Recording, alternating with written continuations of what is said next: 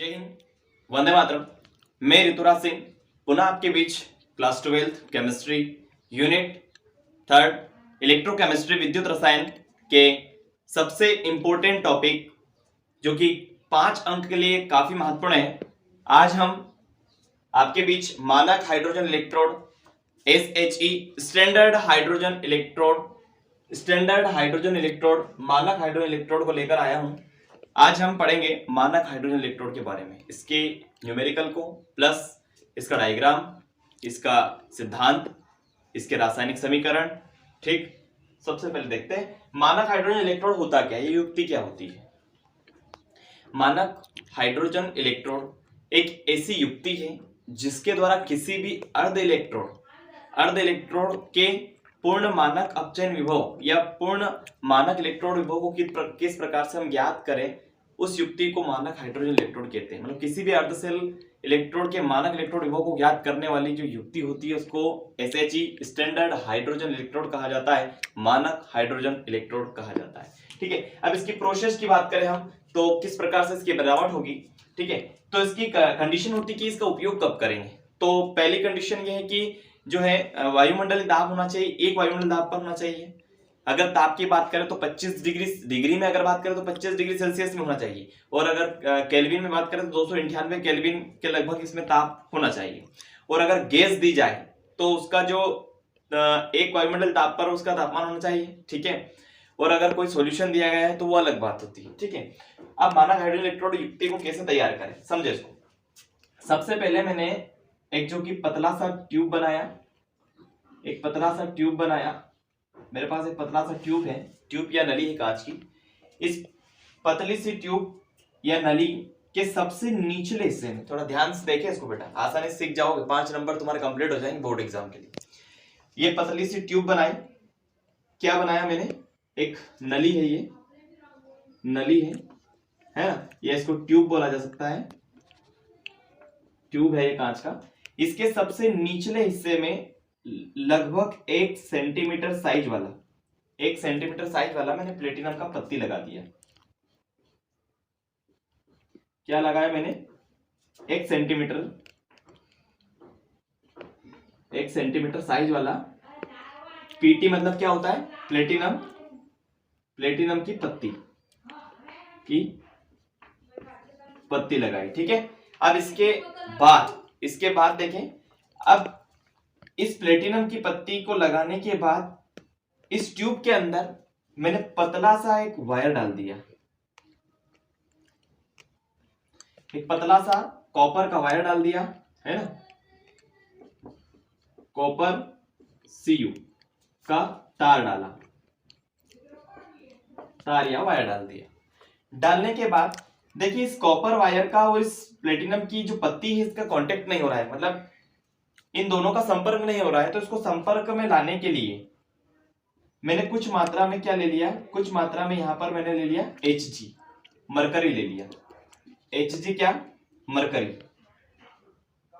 Mercury या पारा ले लिया। अब चूंकि मरकरी जो होता है विद्युत का सुचालक होता है, और इसका संपर्क इससे बनाने के लिए क्योंकि विद्युत धारा यहां से वहां प्रवाहित होगी, इलेक्ट्रॉन का जो है स्थानांतरण होगा, आवेश का स्थानांतरण होगा, सीधा इसका संपर्क हो जाता है। अगर कई पर बुक में दिया भी है, अगर आप इसका उपयोग ना भी करें तो चल जाएगा, तार को मैं डायरेक्ट इससे अटैच कर दूंगा तो भी काम हो जाएगा। फिर इसको मैंने बाहर निकाल दिया इस प्रकार से, ये हो गया हाइड्रोजन का इलेक्ट्रोड, हाइड्रोजन इलेक्ट्रोड तैयार हुआ। अब इस पूरे उपकरण को एक अलग कांच के जॉकेट से बंद कर दिया मैंने इस प्रकार से। संपूर्ण उपकरण को एक कांच के जॉकेट से बंद कर दिया मैंने, और यहां पर जो प्रवेश द्वार रखा मैंने, ये शुद्ध हाइड्रोजन के लिए रखा। यहां से मैं शुद्ध हाइड्रोजन प्रवाहित करूंगा, शुद्ध हाइड्रोजन H2 के लिए ये द्वार खुला हुआ है। ये जो है हमारा एक जॉकेट है या जैकेट हो सकता है, ठीक है, कांच का जॉकेट है, कांच का जैकेट जिंक का भी हो सकता है। ठीक है, अब इस संपूर्ण उपकरण को एक बड़े वाले बर्तन में मैं रख दूंगा, जो कि बर्तन होगा कांच का होगा। ठीक है, एक पात्र में रख दिया इसको।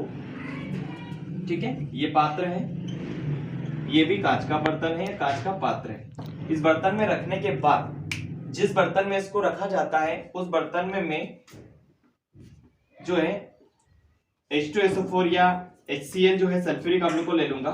ठीक है, मैंने इसमें ले लिया 1 मोलर सांद्रण अर्थात 0.1 1 मोलर सांद्रण का HCl अम्ल, हाइड्रोक्लोरिक अम्ल ले लिया। उसके बाद इसको अगर और देखा जाए तो इसका सांद्रण 1 वायुमंडलीय दाब भी ले लिया। ठीक है, एक एटीएम भी बोल सकते हैं इसको, एक एटीएम। ठीक है, एक वायुमंडल दाब ले लिया। अब जब ऊपर से जैसे शुद्ध ऑक्सीजन को प्रवाहित करेंगे तो बुलबुले के रूप में जो है गैस बाहर निकलेगी, तो ये हो जाएंगे H2O के बुलबुले। ठीक है, मतलब क्या है, हाइड्रोजन के बुलबुले। जैसे ही हम इसमें हाइड्रोजन को प्रवाहित करेंगे तो गैस के बुलबुले बाहर निकलेंगे। अब जो प्लेटिनम की जो जाली होती है, प्लेटिनम ब्लैक से लेपित होती है। ठीक है, ये यहाँ पर जो दिख रहा है ना, प्लेटिनम ब्लैक से लेपित है, ये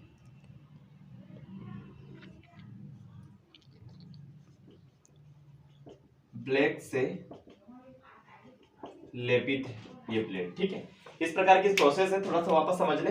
पतला सा ट्यूब बनाया, ट्यूब बनाने के बाद एक नली ली या ट्यूब लिया, ट्यूब के सबसे निचले सिरे पर 1 सेंटीमीटर साइज वाला मैंने प्लेटिनम का जो पत्ती लगा दिया। प्लेटिनम की पत्ती के ऊपर जो प्लेटिनम का ब्लैक लेपित है। ठीक है, उसके बाद इस पत्ती के जो नली है, इस नली के अंदर मैंने एक पतला सा कॉपर का तार डाल दिया। तार का संबंध इससे करवाने के लिए मरकरी कुछ मात्रा में इसमें अंदर डाल दी, या नहीं भी डालेंगे तो डायरेक्ट सीधा संपर्क हो जाएगा। बाहर जो तार निकला हुआ है मतलब हाइड्रोजन का इलेक्ट्रोड हो गया। अब यहाँ पर जो है इस पूरे उपकरण को एक कांच के बंद पात्र में या जॉकेट के अंदर इसको पैक कर देते हैं, और उसके सबसे ऊपरी सिरे पर हम क्या करते हैं, एक प्रवेश द्वार रखते हैं जिससे शुद्ध हाइड्रोजन हम अंदर डालेंगे या प्रवाहित करवाएंगे। अब इस पूरे उपकरण को बंद करने के बाद इसको पूरे उपकरण को एक पात्र में, बड़े से पात्र में रख दिया जाता है। जिस बर्तन में इसको रखा जाएगा उसमें HCl जो है 1 वायुमंडल दाब 1 मोलर सांद्रण पर इसमें भरा जाएगा। कुछ मात्रा में जल भी रहेगा। अब इसमें हाइड्रोजन विस्थापित होगी, है नहीं। अब जब शुद्ध वायु को अंदर डाला जाएगा तो गैस के बुलबुले बाहर निकलना प्रारंभ हो जाएंगे, जिसको हाइड्रोजन के बुलबुले कहा जाता है। ये मानक हाइड्रोजन इलेक्ट्रोड की ये है। डायग्राम की बात करें तो ये प्रोसेस रहेगी। ठीक है, अब इसकी रिएक्शन की बात करें, इसके समीकरण की बात करें, इसके रिएक्शन की बात करें तो कैथोड और एनोड पर अभी अलग अलग अभिक्रिया होगी हाइड्रोजन की। देखें तो हाइड्रोजन जब एनोड पर क्रिया करेगा, प्रोसेस की रिएक्शन की बात करें तो हाइड्रोजन जो होगा 2 इलेक्ट्रॉन को त्यागेगा। ठीक है, उसके बाद इसको अगर इलेक्ट्रोड के बाईं ओर, अगर इस प्रोसेस के बाईं ओर अगर दर्शाना हो तो इस प्रकार दर्शाएंगे। हाइड्रोजन 1 एटीएम 1 वायुमंडल दाब पर प्लेटिनम धातु और हाइड्रोजन 1 मोलर सांद्रण लिया जाएगा। ठीक है, कैथोड पर अगर रिएक्शन होती है तो यही दो हाइड्रोजन के 2 अणु होते हैं, ये 2 इलेक्ट्रॉन ग्रहण करके H2 अणु का निर्माण कर लेते हैं। अब मान लीजिए इसी रिएक्शन को इसे इलेक्ट्रोड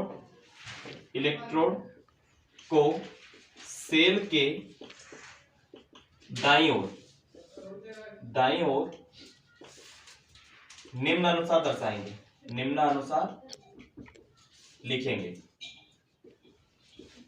ठीक है, देखिए अब यहाँ पर जो हाइड्रोजन होगा वो हाइड्रोजन प्लस 1 मोलर सांद्रण 1 एटीएम मोलर सांद्रण पे हो जाएगा।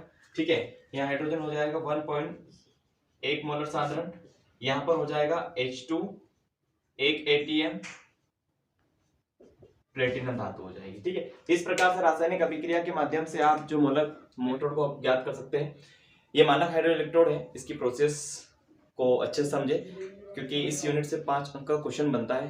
हो सकता है कहीं ना कहीं ये क्वेश्चन आने का पूरा चांसेस है। ठीक है, वीडियो अच्छा लगा तो अपने साथियों को, क्लासमेट को और बच्चों तक प्रेषित करें। ठीक है, थैंक यू।